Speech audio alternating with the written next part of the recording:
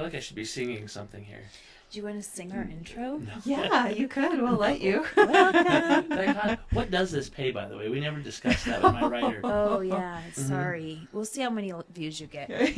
Yeah. It pays on listens. It pays on listens? Yeah. Okay. So you gotta share it and see what How happens. many listens does he need? I don't know.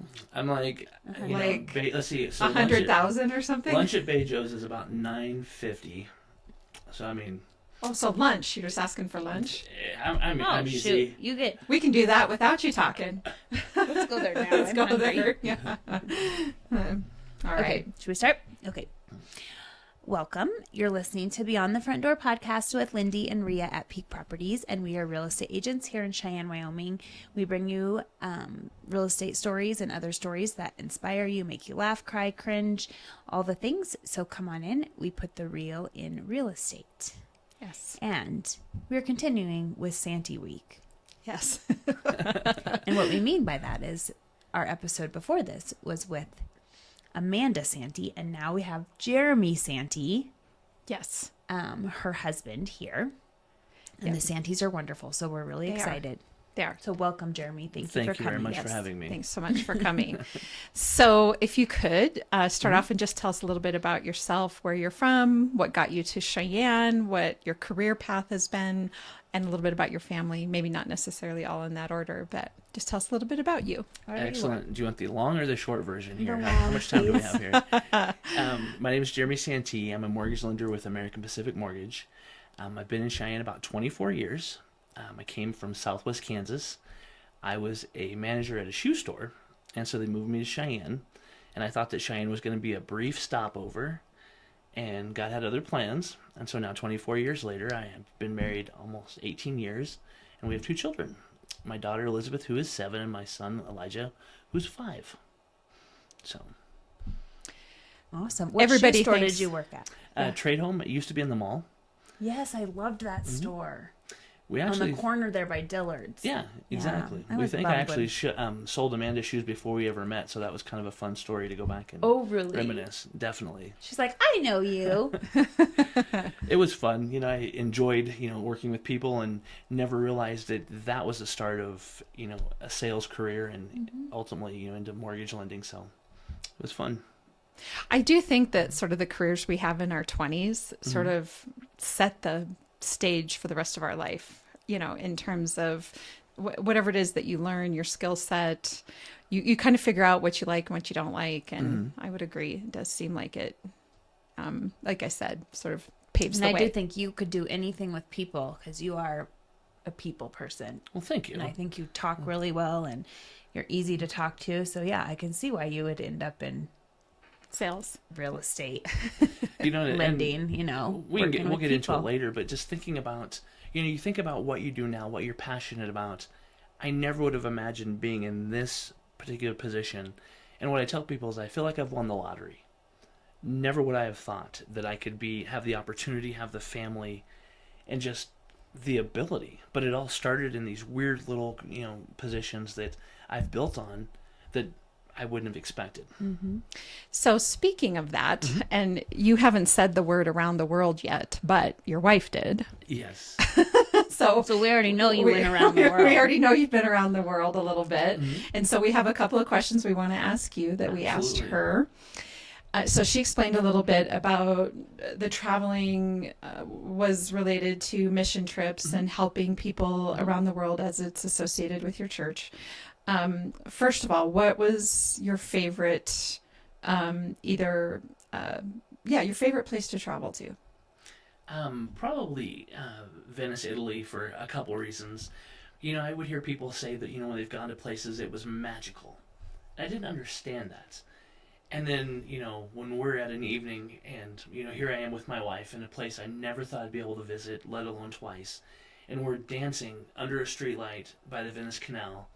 It was the coolest picture I'd ever imagined. And then fast forward years later, there we are with our newly adopted daughter, who was about 2, and we're taking her to see Venice because we told her birth mom that she would see the world. it was just neat to be able to see. That's Wow. awesome. That is magical. That is It was magical. And romantic. Are you a romantic? Some days, but Some days. as you know, being married, it comes and goes. At least you can admit it. Absolutely. We kind of, we had a 5-year plan when it came to children, and then it turned into a 10-year plan.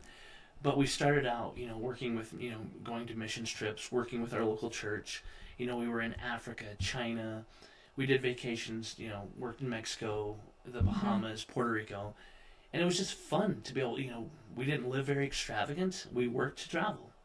And we were able to kind of fill our travel bucket. And then, when the adoption portion came along, we told both of the birth moms that, these children will see the world. And so we're working on fulfilling that as well. Wow. Well, before we move on to that Yes. portion of this, so my next question that I asked your wife was, what was there one area that you traveled to that you felt a little more at risk? As far as like safety, yeah. Absolutely. Did she even answer that fully? I don't think she wanted to say. No, she's being very politically correct about Yes. it, I think. I would say West Africa. We were in Guinea, West Africa. Okay. And just from everything we've ever read, and for people who've been well traveled, it is one of the most impoverished countries. Sure. So that brings in safety, and just logistically, it's hard to get to, and there's just a lot of risk and a lot of danger. It was beautiful. It was amazing. I didn't realize that when I was there, I was so sick because I ended up contracting malaria. So thankfully, I was healthy enough to, I was in Withstand it. I was in the clinic there for about 4 days and kind of Wow. laid up. So it was a wild but an amazing adventure. But definitely West Africa was the most risky. Sure. Yeah, I've had other friends that have traveled to Africa, and it is sort of this piece that you're undertaking when you travel there, depending on which part of Africa. It does seem like there for a little while, the northern part of Africa that connects with, is it France?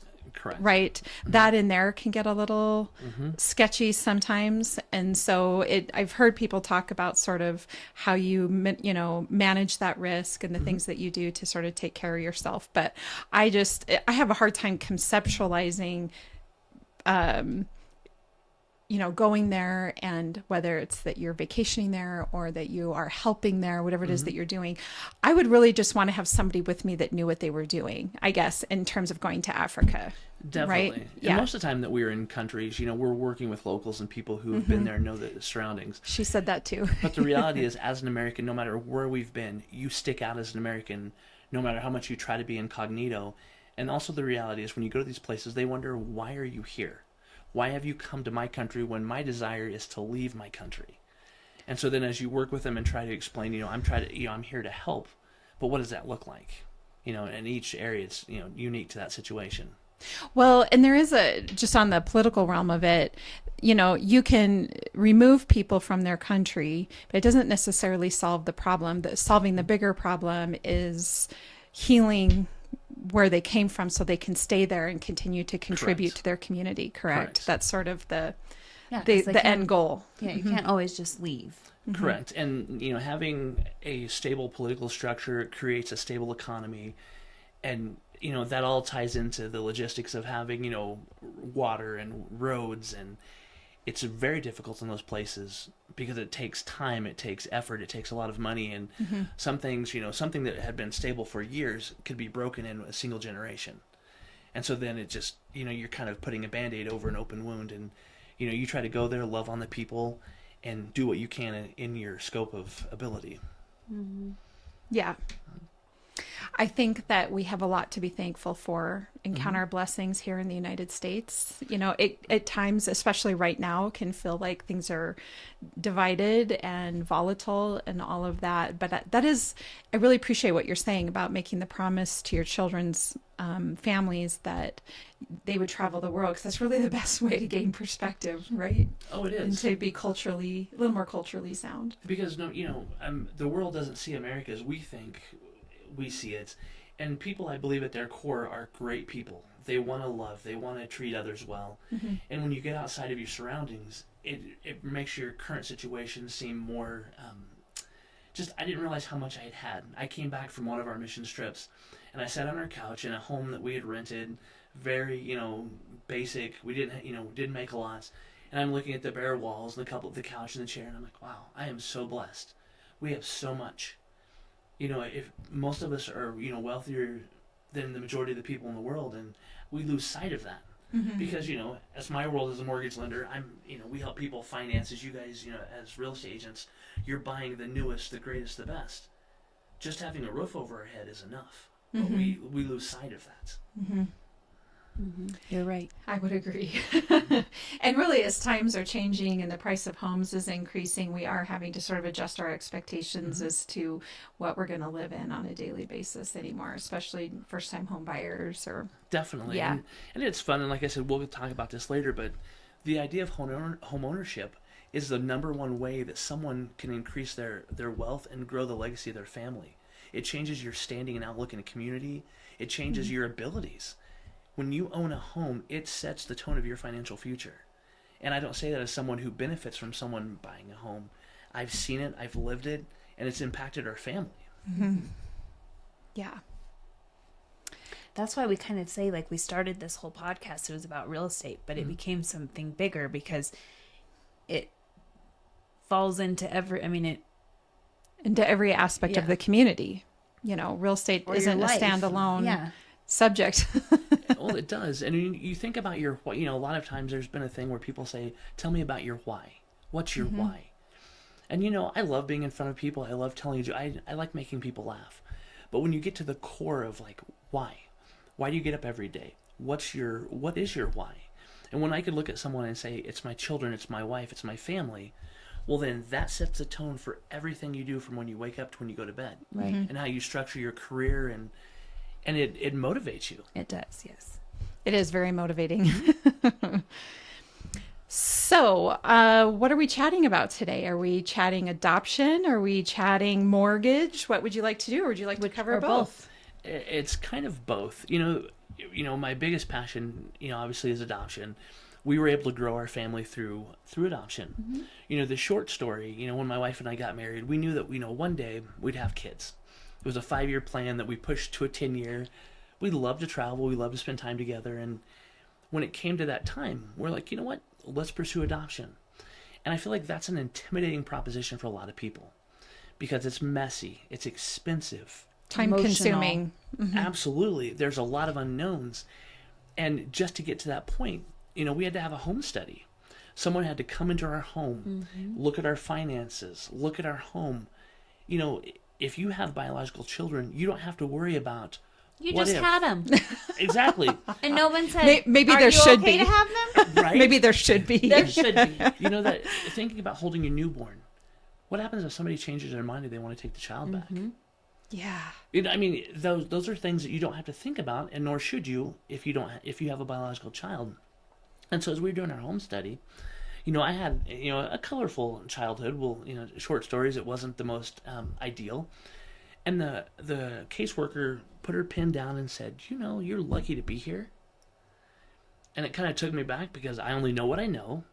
She said, you and your siblings should either be in jail based on, the way you were growing up, way you were raised with a single mom, or you shouldn't be in this position. And I know that we've, quote unquote, outpunted our coverage.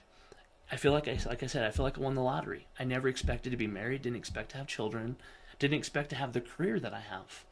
But through all of that, it sets a tone. So when we talk about adoption, we went through the process. We were selected by a young lady who was out of South Dakota. In South Dakota, they have up to 6 months to change their mind. Wow. So Oh my God. That's a long time. The short story, we got the call. We flew to South Dakota. She gave birth. We were parents. We were so excited with we thought was our first child. Sent updates to family members, and we were like, wow, we're on this journey. 20 hours later, we got a call from the agency that she changed her mind. So they took the child back, and it was hard. We were like, okay, this is what we thought was going to be the start of our family. And so we mourned. We were grumpy. We were sad. Our friends and family surrounded us. We didn't know what to do. Well, you went from like the highest to the lowest.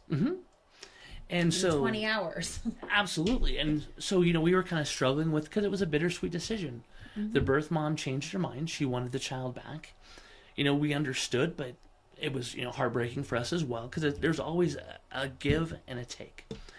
So fast forward, through some friends of ours, they came to us and said, hey, we know of a young lady who may be looking at adoption. And, adoption was always our first choice. We knew that, how we wanted to grow our family. We were excited about adoption was number one. Can I interrupt you for a moment? Absolutely. What is the time frame from the moment you decided you wanted to adopt to then being put on quote unquote the list? Oh, great question. What is the time frame there? It takes about 2 years. And when we started, because they said, babies just, ideally newborn babies are what everybody wants. Which is sad because children shouldn't have a value level. But typically people want newborns. And we were in that list. And they said, it's going to take 1 year to 2 years. And it was about 2 years. And I hopefully have my timetables correct. Yeah. And so it was, you're just going along the process of doing your background checks, going through, making sure everything's in order. And, through an agency, if they match you with a child, it's about $30,000 to $40,000.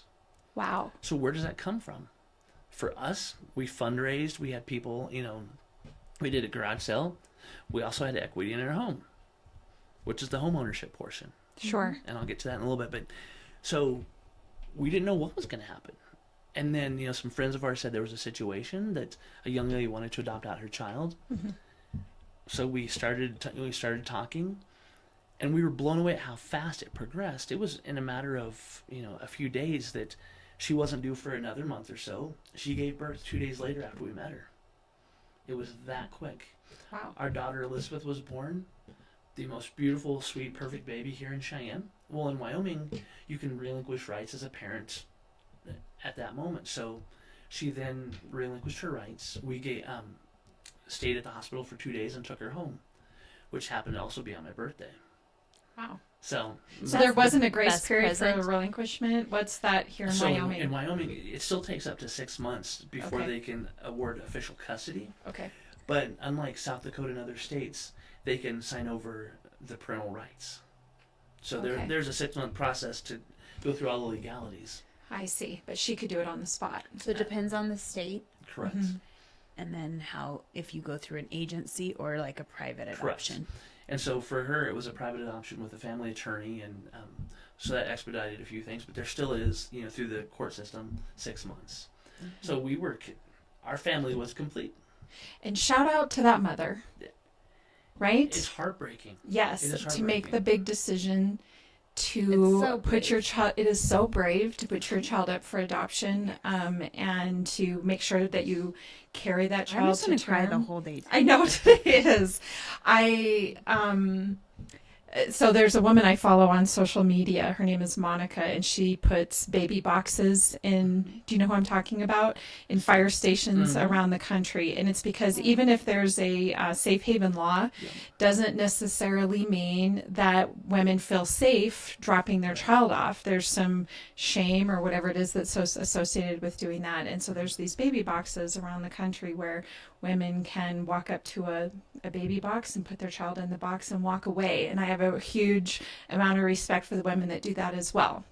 Right? So no matter what, at the end of the day, if you have decided that you want your child to have a better life and that's no longer, you don't believe you're the person that's going to do that, and you decide to give your child up for adoption, bless you. And my heart goes to you, and hope, to all those mothers that get the healing that they need from such a big decision. Definitely. And it does. You don't have to have there are great single parents. Mm-hmm. There are people with means, people without means.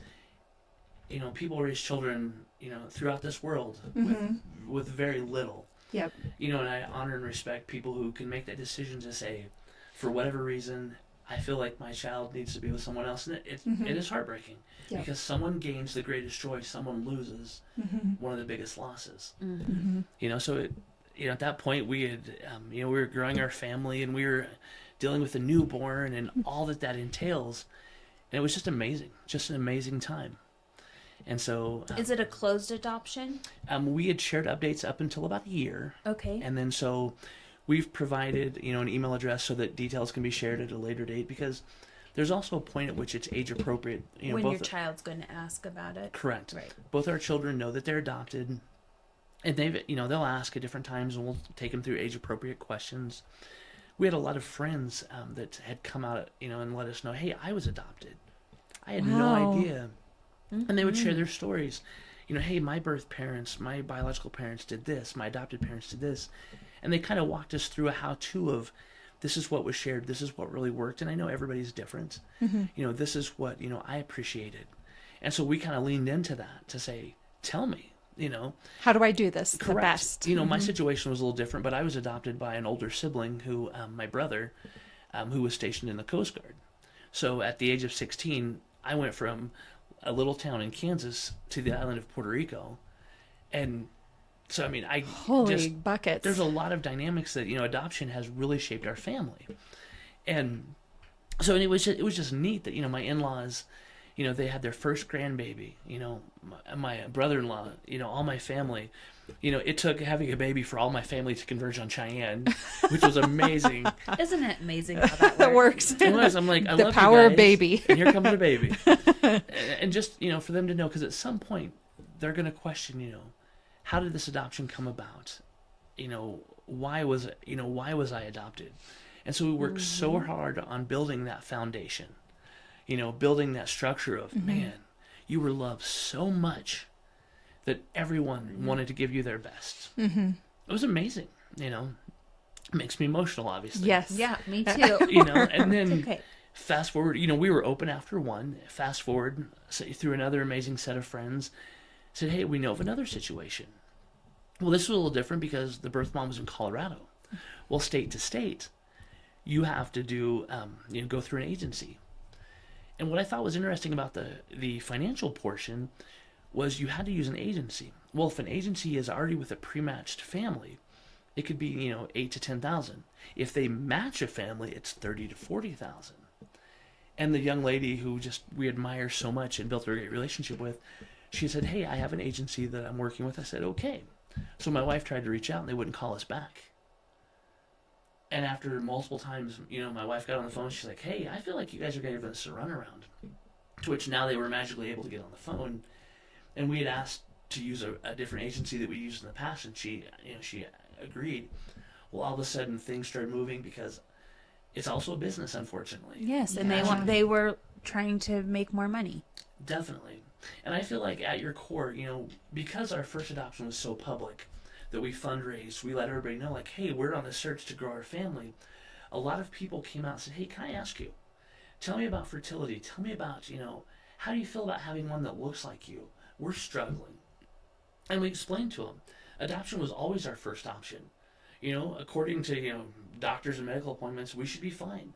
But we knew that we wanted to adopt. That was our first choice.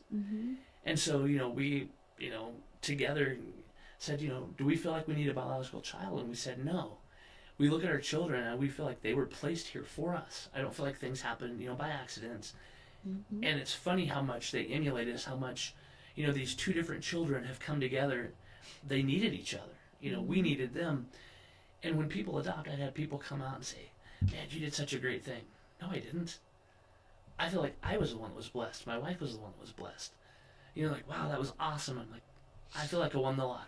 I have a wife that I don't deserve, had children that we don't deserve, a career that couldn't have imagined. And so we just try to pour into them. So the why, over everything is that we want to give them, and I want to, point out, last year I was speaking to your mom at a conference. I was amazed at the legacy that she has set up for you guys and for her grandchildren. It really challenged me to say, what am I handing off to my children? Is it monetary? Is it, education? What are the expectations? We're starting a new legacy with these children that, don't look like us, that, now have our name. What are we going to give them? It was amazing talking to your mom about even the financial structure she's up for her grandkids. It's a legacy. I want to pass on to my kids. You are now have a full right to everything that we have It is yours. So what do we do with that? You know, our family, there wasn't that importance on a legacy. I want them to have that. The education, getting started with what does it look like career-wise. So that's a very long answer to. I love it. Me too. No, I absolutely love it. What was I going to? So some people. So I know that you're here kind of telling your story to shed a light on adoption and encourage more people, I'm certain, to adopt. Am I correct? And there's a couple different ways to go about it, because some people choose to go the route like through foster care. And then there's this other option of going through an adoption agency. And interestingly enough, I was thinking about this as you were talking. Like, I wouldn't even know where to get started looking for such a thing. Like, I wouldn't even... because of my background in child welfare, I would probably be turning to foster care just because that's the route that I know. But I would be curious, how does somebody even get started? What's the first of putting one foot in front of the other? That is a great question, and I will tell you that we've had so many people reach out, and one thing I've loved to do is be a resource. If someone has a heart's desire to say, I want to grow my family, whether they have no children or they have 10 children, you have to reach out. There's a community of people, and there's not a lot of resources. My wife and I are very much logistics people. If there's a task, we want to identify the task, identify the cost, the timeline, and say, how do we get through that? And it's amazing that there aren't resources to say, hey, if you want to grow your family, here's step one. If you have the heart, for me, fostering was hard. The idea, it is hard. The whole mission of fostering is reunification with birth parents. Yep, that's right. That was something that would have broken my heart. And we know some great friends that do this on a regular basis. And there is such a need, because ideally there are a lot of broken homes. And one thing I was thinking about on my way here, a stable family nucleus creates a stable community.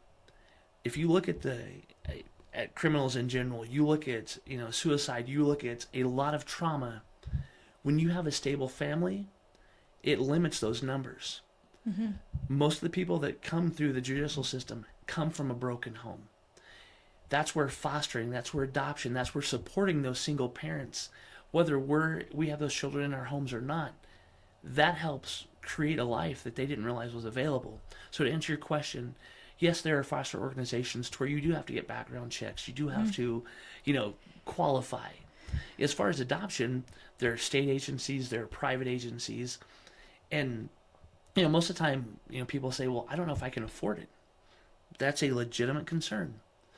Because you can adopt children. I was just trying to. You can adopt children from other countries. You can adopt them from our country. There's a lot, isn't there? There is, and that'd be hard to. Some countries have shut down what they qualify as healthy babies. Didn't I just see that China put a ban on U.S. citizens adopting from there? Like, that just happened. Am I correct? Correct. Yeah. And there are some countries you can only adopt children that have medical or special needs, which I know families who feel called. There's a reason they put that in their heart. They feel like they can take on a child that needs medical attention or something else, but it's out there. But those and part of if anybody leaves from this message, these children need us. And someone may say, man, I have 4 kids. My family's full. Maybe somebody else is looking to adopt. Maybe you can help financially. Maybe you can help fundraise. Maybe it's encourage. But there are children who need homes, just like, in an earlier podcast with Amanda. There are children who need food. I couldn't imagine going to bed and not having food in my cabinets. About a year or so ago, my wife and I take turns, putting kids to bed, going in and giving each of them hugs and the works. And I was sitting on my daughter's bed, and I was looking at her room, and I'm like, man, I never had this as a kid. Just, and I was grateful that they would never know some of those challenges. And we have that ability. So, and I think too, for anybody that has been considering it, and you think it's an impossible task, it's just like with anything else. If it's being called upon on your heart, you just start putting one foot in front of the other, and you'd probably be amazed at the doors that will open that will guide you to where you need to be. So if you're listening to this and you're thinking, wow, this is something I'm thinking about, I'm going to give Jeremy a call. And then it just starts the process. And maybe at some point you decide that no, in fact, it's not for you. You know, that can happen too. And I would definitely make the case for those that if you discover somewhere along the way that it isn't for you, there's no shame in ending it, because we definitely want children to grow up in homes with parents that feel like they made a good choice in that, right? Definitely. That they are wanted there, so for sure. But I ultimately think, just like with any big jump, and we talk a lot about jump stories on this podcast, any big jump, you have to just go for it and see if it's, if the universe is going to open up and send all the things your way to make it happen. So definitely. And, I know that whatever we put out there on the internet lasts forever. We want our children to know that they were our greatest joy. Yes. That they were loved. I mean, there are so many things that it's hard to, as a parent, to encapsulate, to say, man, you were so worth it. But, in my job of helping people, in home ownership, I help them start that, whether it's their first home or their fifth home, continue or start that legacy to build on for their family. When they're expecting or, they're adopting and they'll ask, hey, how did you do this? I don't understand how to do this. I love when someone doesn't know how to get from A to B. That's when I feel like I shine, because I'm like, I know when I needed help. And I'm like, guys, this load is too heavy for me to carry by myself. Then all your friends in your community come along and say, hey, we'll carry it with you. Then you reach a point where, hey, I can carry this on my own, whatever it looks like. Doesn't mean you stop walking together. It just may mean that they help somebody else carry it. So yeah, I would love to be a resource, because when you don't know how to get from A to B, it's hopeless. But if you have that heart's desire, some people say, my desire is I want to have 7 kids. They have been made to be able to have 7 kids. I knew that when we hit 2, that's our max. I understand. And we laugh. But that was, something that, we wanted our kids to know. Adoption wasn't our second, third, or fourth option. It was our first option. They were valued more than anything that I could possibly imagine. They were first. And sometimes I feel like people look at adoption as, well, that was your backup. Oh, no. That was number one. I think I really love that you're saying that it was your first choice, that it was on your heart to do that, and that's what you all followed through and did. I mean, I don't know how much we hear that out there, but I really love that that's something that you did. And I shout out to you and to Amanda for following through with it and giving a really wonderful life to these 2 children. That are so cute. Yes. Yes, we feel like and well loved, I'm sure. And locally, we have a few family members, throughout the country, we have quite a few. And as they got old enough to like see and meet, and it's like, you guys have so many people that love you, and they're like, we have this cousin, and it's so neat to see them light up and introduce them to all their family, and they're like, wow, we have a big family. We have a lot of people that love us. Yes, you do. Yeah. And at age appropriate times, we'll continue to expand on what it means to be adopted. And, as I explained to them, I was like, I was adopted. You were adopted, Dad? And every situation is different. But then it meant like, wow, he's just like us. And yeah. Because every child, I don't care if you're biological or not, you question your place in the family. You question you go through those teenage years. And we want to try to maximize that relationship, so when they do come across those tough questions, we're able to give them a good answer. Exactly. Yeah, where they don't feel isolated or alone or any of those things. Definitely. So one of the things, we want to be a resource, whatever that looks like. Maybe the people that have adopted and they're struggling or they're fostering. It's hard to ask for help. It's hard to say, hey, I'm having a hard time. We had people reach out and they say, you fundraise and you put it out there. I'm really struggling. Can I talk to you and your wife? Of course. Those are those core things that nobody wants to reach out and say, hey, this is a hard position to be in.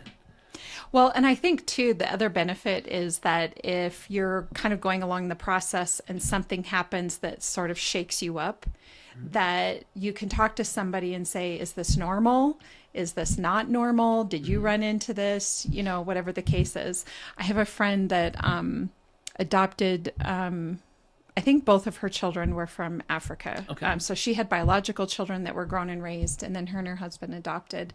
And I remember, because she was working for me through the adoption of her first one, that there were just some things, obstacles in the road that felt overwhelming, and I think at times made it feel like the adoption was never going to happen. And I recall that she joined a group of people that were adopting internationally, and were able to lean on those people to understand if, did this happen because there's something wrong with us, or did this happen because this is part of the process, or there's something going on with the government there? Like, just having that support system, so you don't feel so, because I'm guessing there are times where you feel really helpless, right? Like you're not really in control of that situation. You aren't in control at all. No, you're kind of walking in faith throughout the whole process. So good on you for having the patience and the discipline to, and for anybody out there that's done it, to walk that walk, because you don't have control over much, I'm assuming. Especially after being told you had a child and then not. Yes, and having that I taken think away. that would be really hard to be like, all right, are we still going to do this? Yeah. Because it could happen again. And it is. Those are those, horror stories that you hear about through adoption. And when it happened to us, that moment, we got the call. I remember being in his room, and we were just devastated. But as we left, if there was anything we could do for him, we prayed over him and said, God, this is your child, not ours. And so as we left, it was like, I hope this child has a great life. He's where he's supposed to be. Exactly. And so it was, we drove away, struggling with, that loss and that heartbreak, knowing that he wasn't our child, but it still didn't mean that we didn't love him. And to have somebody in your life so fast that you could attach to, and you're like, wow, and that's, talking to a lot of dads especially, how can I love, a child that's not biologically mine? It just happens. The first time, and I've heard this from parents who have biological children, you have that first child and you love them with all your being. Can I love that second or third child as much? You think that you can't. You're like, I don't see how that could be possible. And then it you're like, happens. it is. It does. And I remember when our son was born, to hold this little thing, and it's just instant. I'm like, oh my goodness. And you just know, like, this child was put here for us, even though he came through another means. And, we, born in another state, we couldn't cross into Wyoming for 2 weeks. So we got a hotel in Fort Collins, and Amanda and Ellie would come back and forth. I was at a position to where I was given leave FMLA. for fathers. Yeah. And so I was able to stay, and she would go back and forth with Ellie to where when Ellie was born, I had to go back to work right away. So it was just an interesting dynamic of how do we juggle and make this work that you normally don't have to deal with. Well, I didn't even think about that. If it's from another state, you can't. They don't want you just to take the baby. Correct. And so we had to go through and wait till we got paperwork, and so Amanda would come home every couple of days, bring Ellie, and we would juggle to where it was neat, but it was still a struggle, and it was a blessing because we're just loving every minute of it.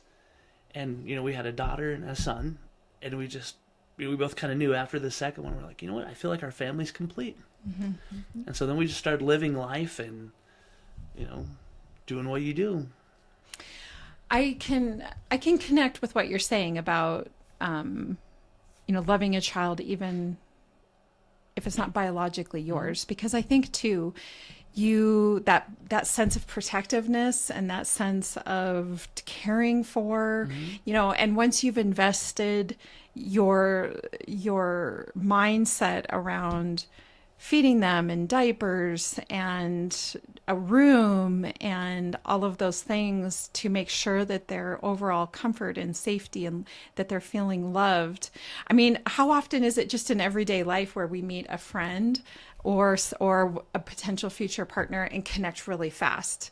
It happens. You can spend one evening with somebody and know that you're going to be lifelong friends or not. And so I think when your heart is open and you're approaching life with that type of love and intentionality, I think it's very easy to become attached. And I think about not only adoption, but all the blended families out there, for example, are another example. I have a stepson who is about to be 31, and I started dating my husband when he was about 18 months old. Oh, wow. And love him with every bit of my being. I mean, he just became a part of my life. I took him everywhere with me, a part of my family. Like, you just love and care for that person and invest. And so I would imagine it happens really quickly. Definitely. And, not growing up, with a dad, to be able to be there for my children and to look at them and go, this is my child, this is my daughter, this is my son. And especially even today, I want everything that they're to look at in the future to be honoring. To be, wow, man, my dad, my mom loved me. Not just they were an afterthought, it's you were our only thought. That's special. And so being able to say, that's my dad. Yeah. And The security in that. Exactly. Yeah. My kids are, short, and they're like, Dad, you're so tall, and maybe I'll be as tall as you one day. And I was like, maybe, buddy. Maybe, I love that. My kids don't understand that for a long time. Even my son, he says he wants, I hope I get Josh's height, which is my brother-in-law. I'm like, that's how it works. I hope you do too, but Josh is not your dad. So. No blood there, but Right. yeah. But I do feel like when But you start to it's like you start to live with somebody, you do start to look like them, don't you? So like we all start to look like our I pets. think it's and our amazing partners how and- people adopt and the kids you don't even know. Yeah. Like sometimes I'm like, It's just you would meant to be. never know. Or like when our daughter, my son was like, why do you and Mom and Ellie have freckles? Well, that's how God made us, buddy. And my daughter asked, why does Eli have brown eyes? Well, that's how God made him. God made you guys beautiful and handsome, and to embrace the differences are a good Yes. thing. Yeah. I didn't look like my siblings, so it was normal to me. But, why does, she have green eyes and he has brown eyes? And because it's how God specifically and wonderfully made you. It's precious, and we can build on that. And it was kind of fun. As you guys know, I'm bilingual in Spanish, and our son's biological grandmother didn't speak much English. And being able to communicate it to her in a meaningful way was just so amazing. That is. And being able to share, this child will get to know some of that heritage and even be able to speak the language. To our daughter, we don't want them to just to lose where they came from. But the reality is that, like with your blended family, that is a new trajectory. You don't lose your past or where you came from, but it also means that God is setting you on a new path. Yeah. It's special. So we just try to honor that, and, at some point they're going to know, more of the details, but we want them to have the stability of, this is my mom, this is my dad, these are my grandparents, and to know that, we are your forever family. So that is my question. Okay. With a private adoption, how much do you know about the father, like that kind of stuff? Because I would say when you get older, you want to know like genetics. Like, do I have, even my husband doesn't know a lot about his family. So when they ask him questions, he's like, I actually don't know that. I don't know, he'll know little things. But what did they tell you? In our situation, we don't really know much about either of the birth fathers. Okay. Other than, like genetically, we know that my son's birth father was Hispanic and my daughter's was Caucasian. We don't know anything else. And that, as we were talking to the pediatrician, as we look for genetic things, we look for, health issues. I said, basically, it's a wait and see. I mean, with a lot of things it is. You don't know. Absolutely. We don't know what's... Even if everybody involved is biological, you're not always going to know the Correct. things that are going on. And I'd also like to make the case that biological children don't always look like each other. And let's face it, personalities different. Everyone has their own personality. It is, and like our kids are friends with a lot of biological siblings, and you get to see just the individuality, the environment. Yeah. So it's all unique, and everybody's in their own situation. You just want them to be loved. And I would assume with most of them, you don't know a lot, because it really comes down to how much information the biological parents give. Correct. And we've told our family that age appropriate, when they ask questions, to answer them. We want to celebrate their intro into the world. There's nothing to hide, nothing to be ashamed of. It's the day that you were born to our family is the most special day in the world. We want to celebrate you at all moments. And that's something that, as we're sitting here talking, it's like, am I saying things that are honoring to them? when they're an adult watching, their dad, gush Talk on about them, him. Yeah. is it honoring? Because it is special.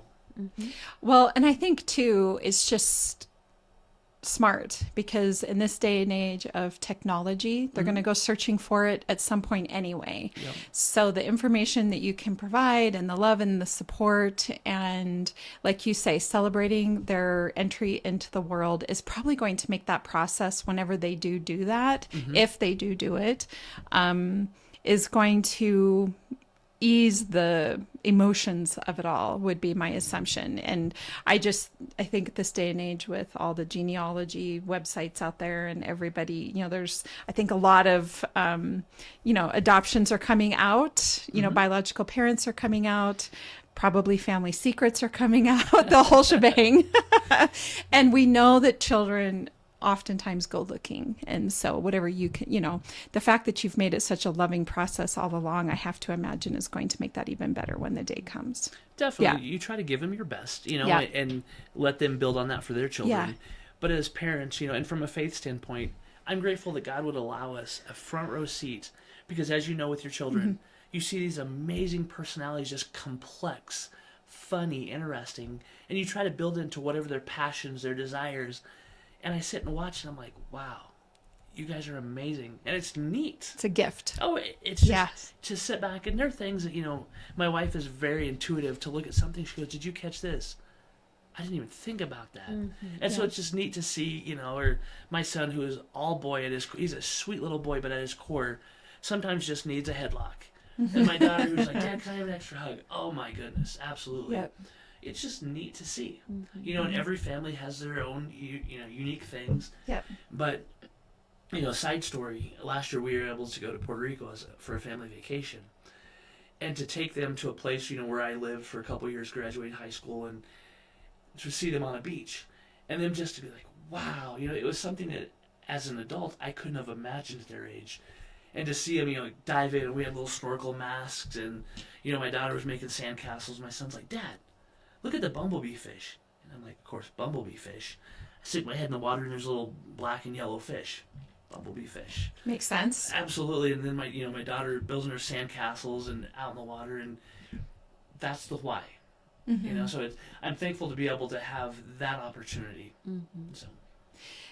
Yeah, I love it. And they're going to reflect back on that time that you want to share all that with them, and whether, again, you as an adoptive parent or biological parent, I think that when we get to learn more about our background, our heritage, our parents, and give us insight on them, it just makes us love them more. Definitely. And the one message we try to tell them, and of course, my wife and I are raising them from a faith standpoint. What is it that God's going to have you be? What is God telling you?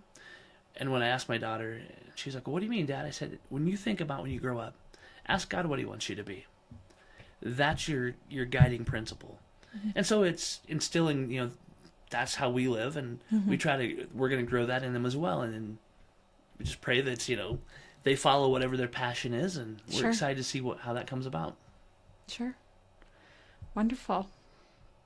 Well, thank you so much for coming on. How would anybody find you if they're interested in adoption? Well, they're definitely welcome to call me. Of course, my phone number is 307-221-0136. 307-221-0136. I sound like I'm leaving a voicemail. They can find me at American Pacific Mortgage. You guys can get a hold of me as well. But even from just a consultative position of talking, walking through, my wife and I have always, welcomed, do you want to talk to us as a couple? Do you want to talk to us individually? Because sometimes, when you get male to male, female to female, you have different heart matters that you want to discuss. And sometimes it's not comfortable, in mixed company. So we just love to be there as a resource. That's Love it. awesome. That's so Yeah. great. So in wrapping up, a couple quick questions. What's your favorite thing about Cheyenne? The community. I've been in Cheyenne about 24 years, moving from Southwest Kansas. I was new, and now that the people that I started meeting early on are now business leaders, they're friends, and I love the networking, from meeting Lindy to getting me into the gym, and I want to take a quick break to say, I remember talking to Lindy at a conference. We've had And- plenty today. My wife and I needed to make some health changes. And she's like, you need to join our gym. And please forgive me when I say this. In my head, I'm like, I'm not going to join your stupid gym. I'm like, We're not doing this. And, taking that step was one of the hardest steps we've ever taken. Getting in, changing, and that foundationally has set our family on a different path. Mm-hmm. Because you insisted, because you reached out, you got Kristen to reach out. Mm-hmm. My wife and I have now been on a different health journey. It's been a little over a year, September 11th of last year. I've lost almost 90 pounds. My wife has lost quite a bit. Our kids mimic what they see us do in the gym. Mm-hmm. Sure. Because you reached out. It just makes you so happy, doesn't it? It does. To be like, they want to be like me. Oh. And they... But if you're not what's one of the biggest gifts you can give to your children? Your health. Yeah. Mm-hmm. Start that out. You did that for us. So to answer you that did question, You did the hard work, but I helped encourage you. thank you for that. But it's the relationships you're able to build in Cheyenne that I sometimes don't think you can build in other places. I agree. What's your next question? And well, and really quick, it takes a community. It takes all of us working together. We're not meant, we're meant to be connected. That's, that's how it is. We're not meant to live in isolation. We need each other. We all do. Definitely. So I love that. Me too. And I love CrossFit Cheyenne just for that reason, because I feel like it's a community and that it's not just working out. It's like social. It's my social hour, really. Like I can't live without it. But because you get to know so many people and you get to encourage each other and get healthy together, and we call it fun. Some people call it crazy. But it's fun. Exactly. And on that note, there are some, very athletic people that I look at and I go, I'm in a maze. I'm just there to move. Yeah. And there are days where you don't want to be there and times where it's been hit and miss, but the idea is consistency. It's building that and having somebody on staff like Amy that does nutrition, Markham and Christy and, Ariella and everybody. Yeah. Just, I am blown away that you have that opportunity. But the hardest part is being connected. Because you don't want to walk in and go, hey, I'm struggling. Alone, and it's really a hard thing to do, yeah. And the journey of health and taking care of your health is a big one. It is... Well, and that's what we talked about that day at that conference. He told me about his kids and how he wants to run and play with them and be around for them for a very long time. And this all started from a casual conversation at a conference. I saw that Lindy had posted and she was very open about going to CrossFit. And I'm like, no, that's not for me. Yeah. And I knew when I walked in, I had to make a choice for my family. The why. That those children were the motivating factor that my wife and I both, were so excited. And on the hard days, we go to different classes and Amanda will come up and say, man, somebody went by and said, high five, great job, you did this. And we're just trying to survive. It's motivating. And it makes us feel like, man, there's a place for us. Yep. So thank you. Yes, you're welcome. I'm glad you're there. I love that. I love both of you. Yeah. My question is, if you could buy real estate anywhere in the world, where would it be and why? Money is no object. Honestly, somewhere in Wyoming where I could have land to have a cabin and to hunt. I would love to be able to have, from a legacy standpoint, have something that we could have as like our family foothold. But to be able to hunt, we like elk and deer and all that good stuff and fish. So it would be in Wyoming, but just more land. Well, Amanda said the same thing. So She did? She did. So it's on the vision board. It's on the if it's not on the vision board, it better get on there. Oh my goodness. I got to do a few more Put home it out loans. there.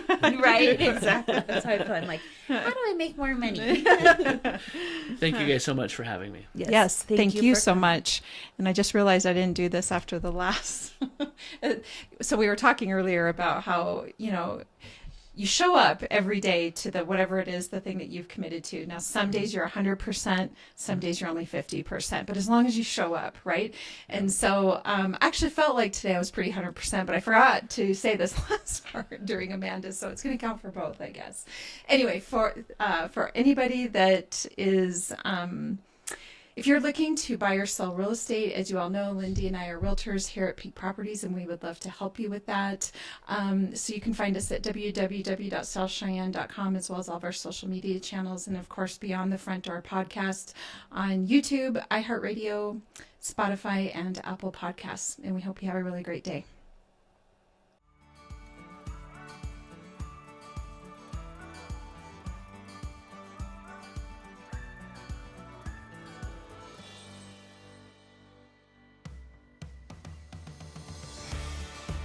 Whether you plan to buy, sell, or invest in southeastern Wyoming, turn to Peak Properties. Family and veteran-owned and operated, we work diligently for you. Unlike other larger companies, we take time to learn about you, understand your specific real estate needs, and remain easily accessible if you have any questions. Being a veteran and family-owned and operated company means a high level of commitment, trust, and loyalty. Our family culture sets us apart. We work as a team. We develop not just professional, but personal relationships with our clients. When you choose Peak Properties, you become part of our real estate family. Looking to relocate to Wyoming or just move across town? Peak will be there for you every step of the way. Recognized for excellence and dedication in the real estate profession, we're proud to be one of the most trusted and knowledgeable names in our industry. Let Peak help you find your dream home or investment property today. Our agents will make sure you're informed and listened to as they guide you to fulfilling your real estate goals. Reach out today. We have sold and purchased several homes through Peak Properties, and each time I've been impressed. They are great about guiding us in the right direction and always being in our corner. Peak Properties. Let our family show you the way home.